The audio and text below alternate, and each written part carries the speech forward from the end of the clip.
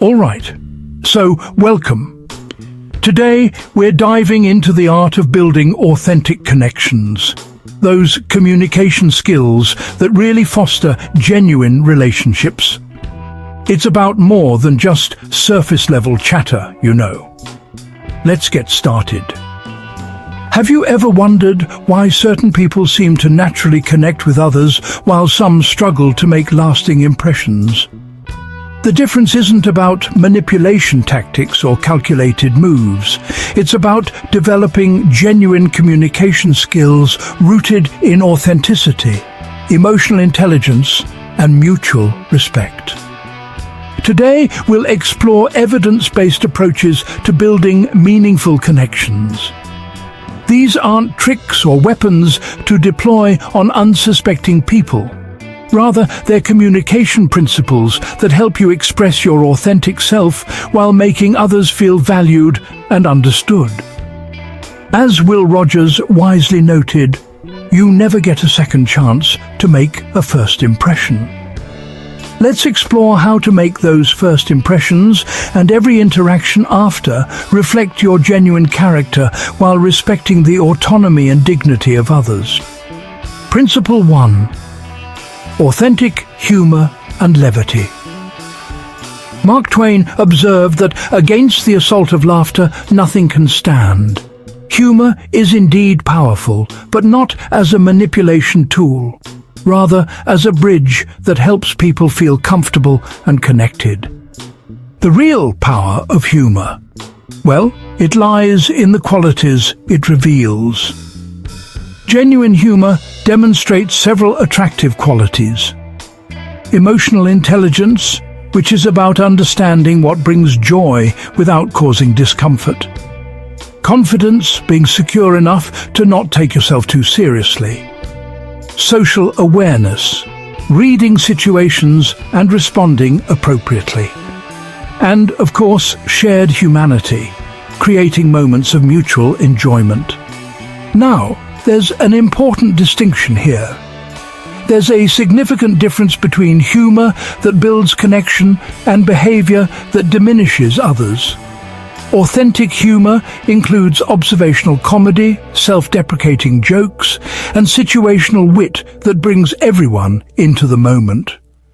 On the other hand, problematic approaches involve teasing that targets insecurities, jokes at someone's expense, or so-called negging, disguised as playfulness.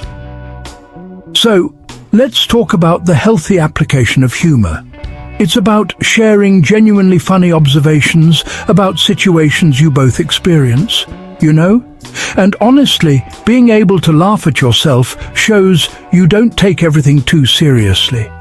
It's also important to notice what makes the other person smile, and well, remember it for next time.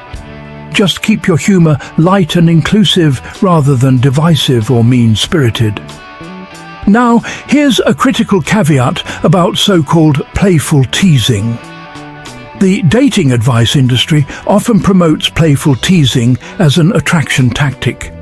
But research in relationship psychology shows that healthy relationships are built on mutual respect and positive reinforcement, not on undermining someone's confidence or, making them feel uncertain about your regard for them. So, what actually works?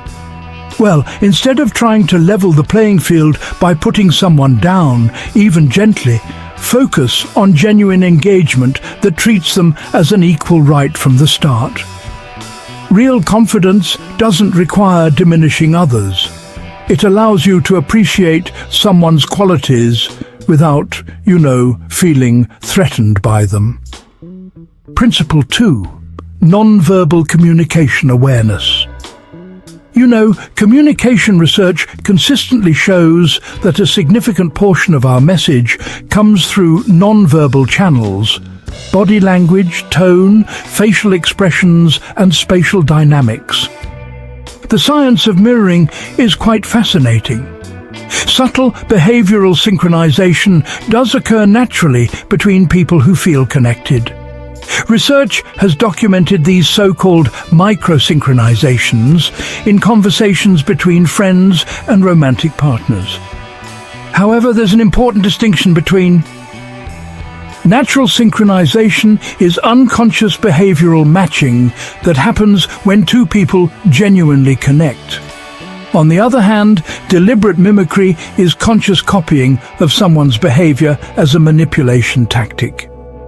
So, rather than trying to, mirror someone strategically, it's much better to focus on genuine presence. Maintain comfortable eye contact. This shows interest, but without, staring intensely. Face the person and orient your body toward them to really demonstrate attention. Lean in just a little bit, as that's a natural response when you're genuinely interested in what someone says. And relax your posture. Tension communicates discomfort, while relaxation suggests ease. Here's the key insight. Good body language, honestly, flows naturally from genuine interest. If you're truly engaged in conversation and care about what someone is saying, your body language will typically communicate this really, without any conscious manipulation. So, when it comes to practical application, focus on being present rather than performing. Put your phone away, minimize distractions, and just give someone your genuine attention. The body language, it will follow naturally. Principle 3, balanced interest and autonomy. The script's advice about reversing the rules and creating playful challenge really reflects a problematic assumption in pickup culture, that relationships are games where someone must win and the other person must chase. Healthier framework. Authentic relationships, honestly, develop between two autonomous individuals who choose to connect because they genuinely enjoy each other's company. Not because one has successfully manipulated the other into pursuit. Right, so let's talk about the problem with game playing. It creates dynamics based on insecurity rather than genuine attraction. It frames relationships as competitions rather than collaborations. And it encourages people to hide their authentic feelings and interests.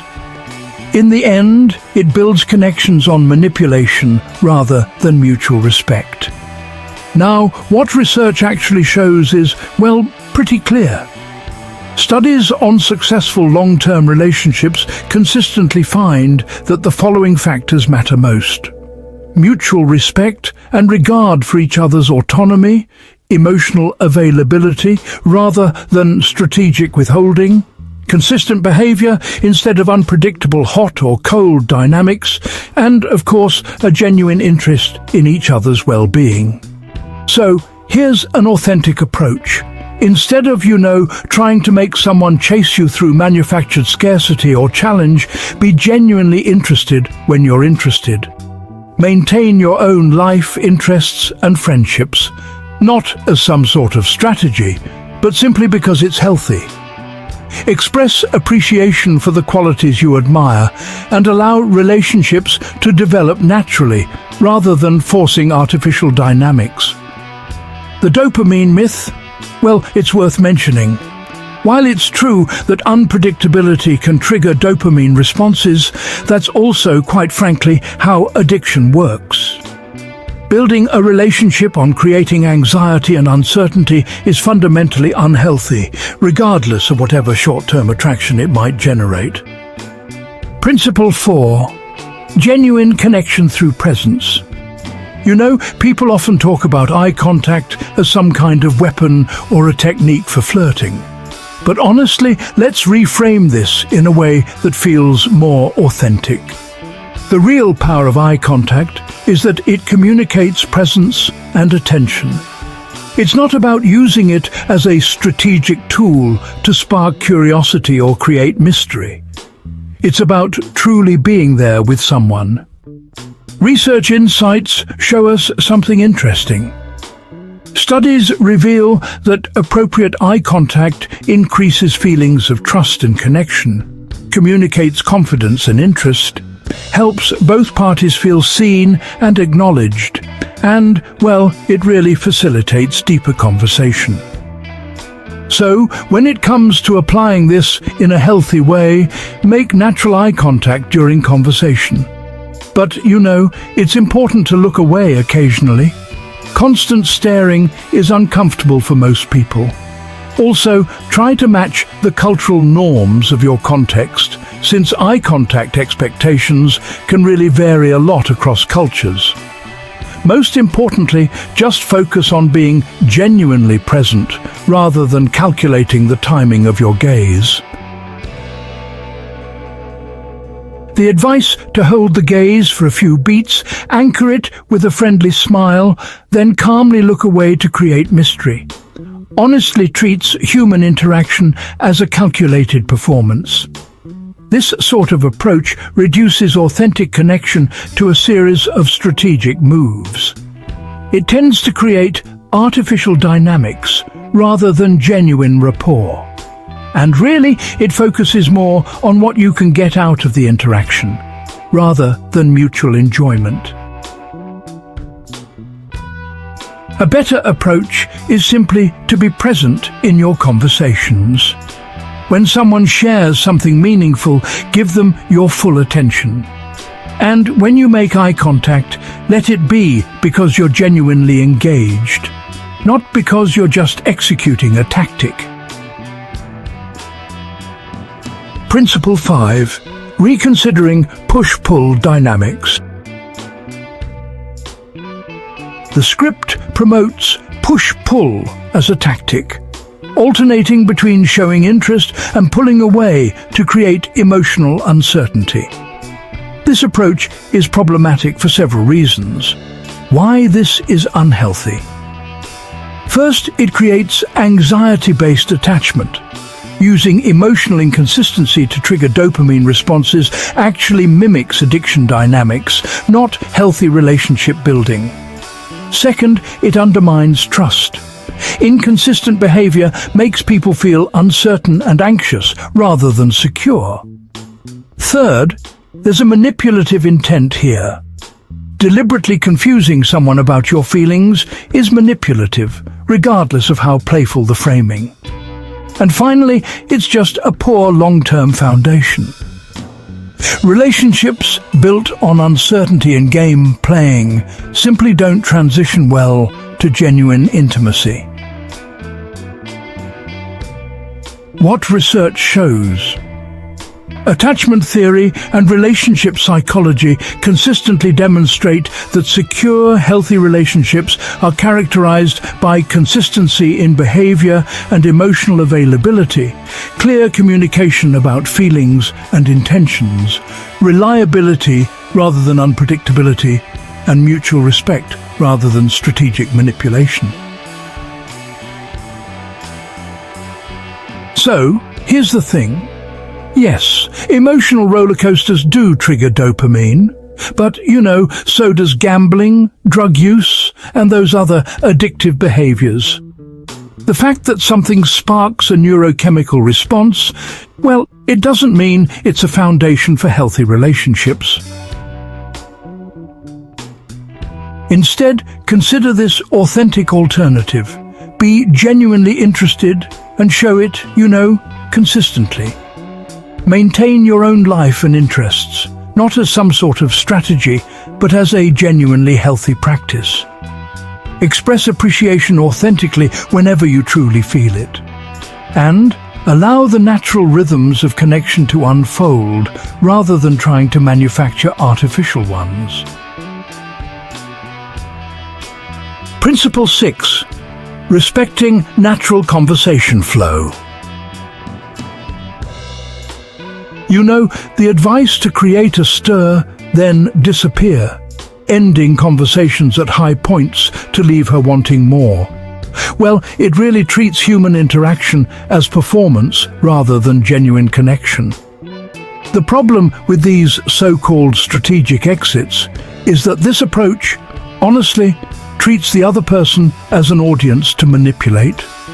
It prioritizes your image over authentic interaction, creates artificial scarcity rather than natural interest, and, if we're being truthful, focuses on what you can get rather than mutual enjoyment. A healthier perspective, really, is to remember that conversations naturally have beginnings, middles, and ends. Sometimes they conclude naturally, and sometimes, well, external factors require ending them. Neither of these situations actually requires any kind of strategic manipulation. So, here's an authentic approach. End conversations when there's a natural conclusion or a genuine need to leave. Just be honest. Say something like, "I've really enjoyed talking with you, but I need to head out." And if you'd like to continue the conversation later, just say so directly. Honestly, you can trust that genuine connection doesn't require any sort of manufactured mystery. So, here's the reality. If someone enjoys talking with you, they'll want to talk again. Not because you manipulated the timing, but because, well, they genuinely enjoyed the interaction. Principle 7. Understanding appropriate touch.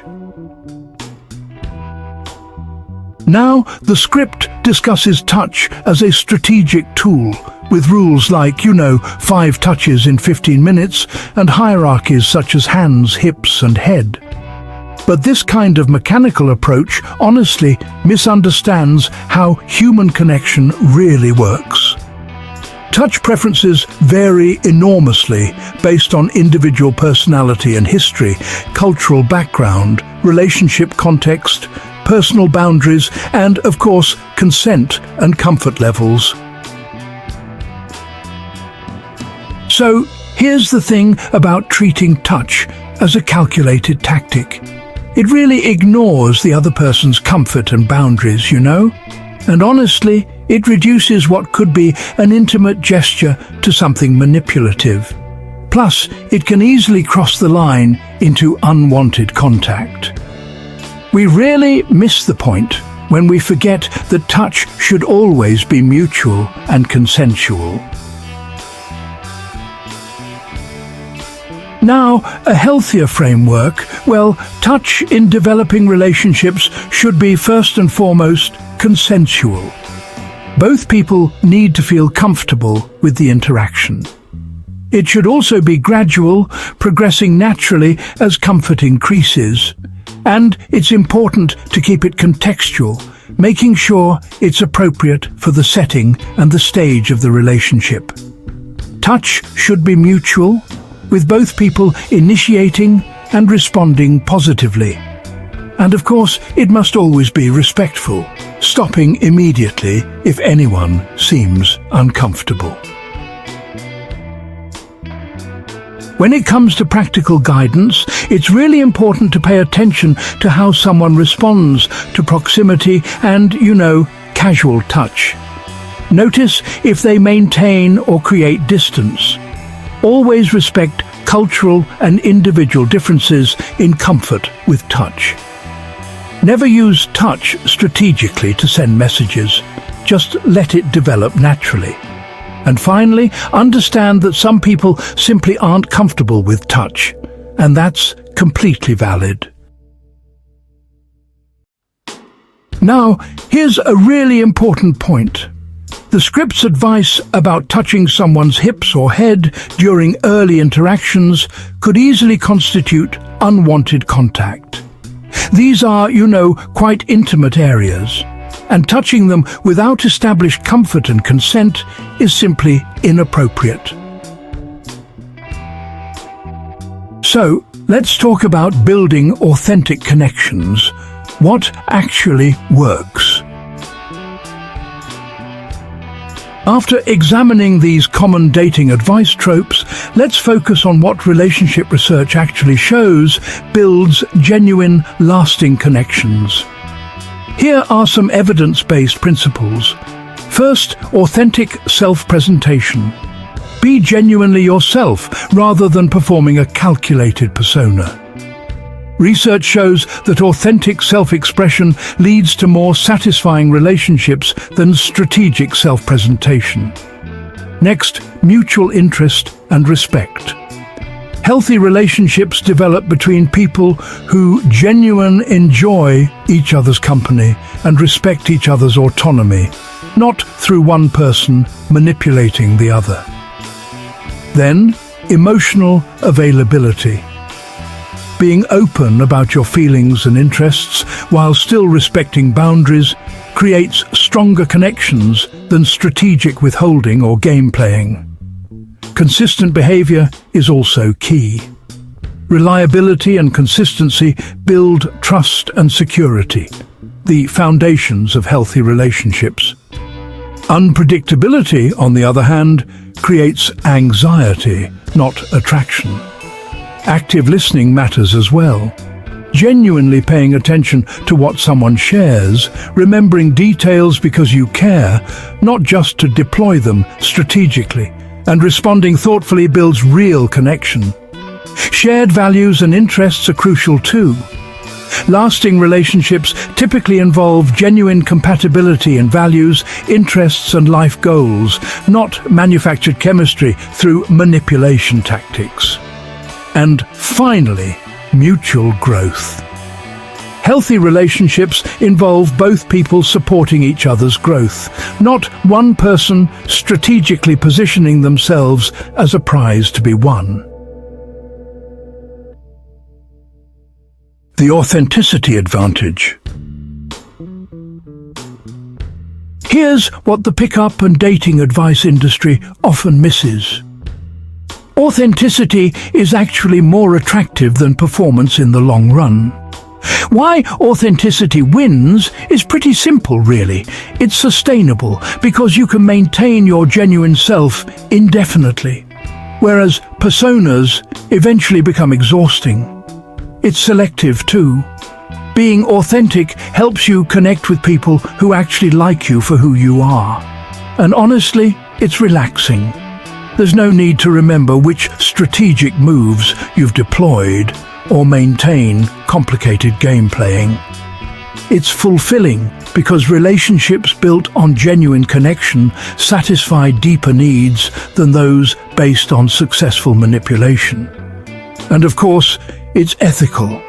Treating people with respect and honesty aligns with most people's values. The real secret is this. The most effective strategy for building meaningful connections is to first develop yourself into someone you're proud to be. Then be genuinely interested in understanding others. Treat people with respect and kindness and express your authentic feelings and interests. Accept that not everyone will be interested, and that's okay. And finally, build connections with people who appreciate your genuine self. So, as we wrap things up, let's just take a moment to consider the difference between genuine relationship building and, well, manipulation. It's important, to recognize that true connections are rooted in honesty and respect, not in trying to control or deceive others. At the end of the day, building meaningful relationships is all about trust, empathy, and authenticity. The fundamental problem with most pickup and dating advice is that it's based on a transactional game-playing framework rather than genuine human connection. Let's talk about two contrasting paradigms. First, there's the manipulation framework. Relationships as games to be won, people as targets to be conquered, connection as something you get through strategic moves, and success measured by closing or winning. On the other hand, there's the authentic connection framework. Relationships as mutual choices by autonomous individuals. People as complex humans, worthy of respect. Connection as something that develops naturally between compatible people, and success measured by mutual satisfaction and genuine enjoyment. So, which leads to better outcomes? Well, research consistently shows that relationships characterized by mutual respect, authentic communication, and emotional availability lead to greater satisfaction, longer duration, and honestly, better well-being for both parties. The bottom line is this. You can either spend energy trying to manipulate people into relationships through strategic behavior, or you can invest that energy in becoming someone capable of genuine connection. Developing emotional intelligence, communication skills, self-awareness, and the ability to see and appreciate others as full human beings. The latter approach not only aligns better with most people's values, but also leads to more satisfying relationships and, better long-term outcomes. Your choice. Every interaction is an opportunity to choose. Will you treat this person as a human being worthy of respect and authentic engagement, or as a target for your strategic maneuvers? The quality of your relationships and your character depends on these choices.